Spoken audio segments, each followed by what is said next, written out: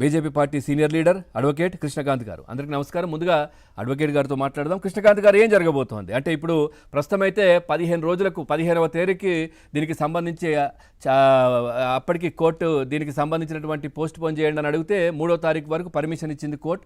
కపిల్ సిబాల్ గారు ఈరోజు రావాల్సి ఉన్నది, సో రాలేదంట. సో దీని విధంగా అక్కడికి డేట్ ఇవ్వడం జరిగింది.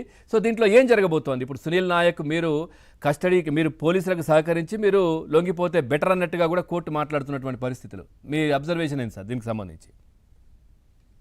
పవన్ గారు, ముందుగా మీకు వీక్షకులకి అండ్ తోటి ప్యానలిస్టులకు నమస్కారం అండి. నమస్కారం. ఇవాళ రోజు ఏదైతే సునీల్ నాయక్ గారి ఒక ఉదంతం ఒక మే 2021 లో గత వైసీపీ ప్రభుత్వంలో అప్పటి ఎంపీ అయిన రఘురామ కృష్ణరాజు గారిని, ఒక ఎంపీ స్థానంలో ఉన్న వ్యక్తిని తీసుకెళ్లి కస్టోడియల్ టార్చర్ చేసిన వైనము నాకు తెలిసి దేశంలోనే చాలా అరుదైన అంశం. అది ఒక హైలైట్ అది. సో అలాంటి ఒక ఎంపీని, అది కూడా ఇంకా బిగ్గెస్ట్ జోక్ ఏంటంటే వాళ్ళ గవర్నమెంట్ లో ఉన్న సిట్టింగ్ రూలింగ్ ఎంపీ ఆయన. అవును. సో అలాంటి ఎంపీని వాళ్ళే తీసుకెళ్లి వాళ్ళ హయాంలో ఒక కస్టోడియల్ టార్చర్ కి గురి చేసి 3rd డిగ్రీ ఇచ్చే ఆయనకి.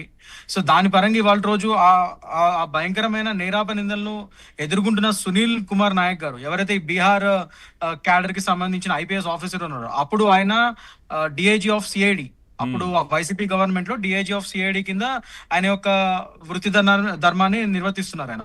సో ఆయన కనుసన్నల్లోనే ఆయనకి ఇండైరెక్ట్ డైరెక్ట్లీ దీనిలో ప్రత్యక్ష పాత్ర ఉంది అని చెప్పి క్లియర్ గా ప్రైమా ఫేసి ఎస్టాబ్లిష్ అయింది. ఎవిడెన్స్లు ఉన్నాయి.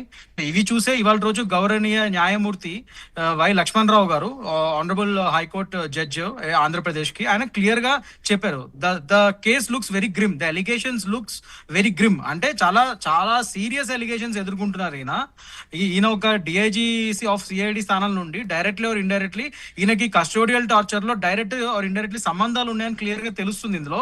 అలాంటప్పుడు ఈయన యాంటిసిపేటరీ బెయిల్ ఏ విధంగా వేస్తారు? ముఖ్యంగా ఇక్కడ అన్నిటికంటే పెద్ద కామెంట్ ఏం ఇచ్చారంటే గౌరవనీయ న్యాయస్థానము, ఇక్కడ డైరెక్ట్ గా అసలు ఈ కేసులో డైరెక్ట్ గా పార్లమెంట్ మీద అటాక్ చేసిన వాళ్ళకి ఈయనకి తేడా ఏంటి అని క్లియర్ గా కామెంట్స్ చేయడం జరిగింది. ఏమీ లేదు, అబ్జర్వేషన్స్ ఇవ్వడం జరిగింది. తేడా ఏమీ లేదు, ఇద్దరు ఒకటే. అంటే దాని మీనింగ్ ఏంటి అంటే, ఒక రాజ్యాంగబద్ధమైన ఒక ధర్మస్థానమైన ఒక పార్లమెంట్, ఒక పవిత్రమైన ధర్మస్థానమైన పార్లమెంట్, అంటే అది డెమోక్రటిక్ టెంపుల్ అంటారు దాన్ని, పార్లమెంటరీ.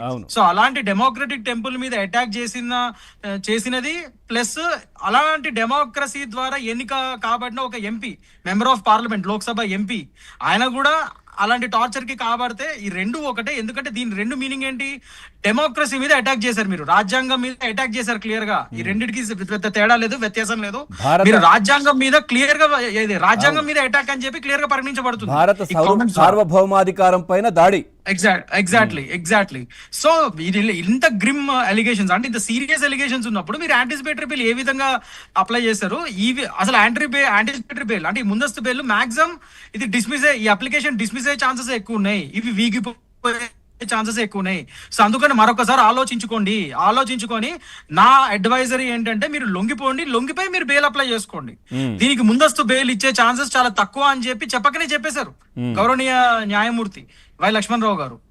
బట్ దానికి సో కాల్డ్ అశ్విని గారు, ఆయన సీనియర్ కౌన్సిల్, ఆయన ఏమన్నారంటే, నేను ఒకసారి మా పెటిషనర్ తో కూడా మా క్లయింట్ తో కూడా మాట్లాడి దీని మీద ఒక నిర్ణయం చెప్తామండి, మాకు టైం ఇవ్వండి అన్నారు. సరే, దానికి నెక్స్ట్ ఇవాళ రోజు మీరు అన్నట్టుగా ఇంకా మోస్ట్ కౌన్సిల్ కపిల్ సిబాల్ గారు వాళ్ళు అటెండ్ కావాల్సింది. మనందరికీ తెలుసు, సిబాల్ గారు being an advocate, we know that he belongs to which party.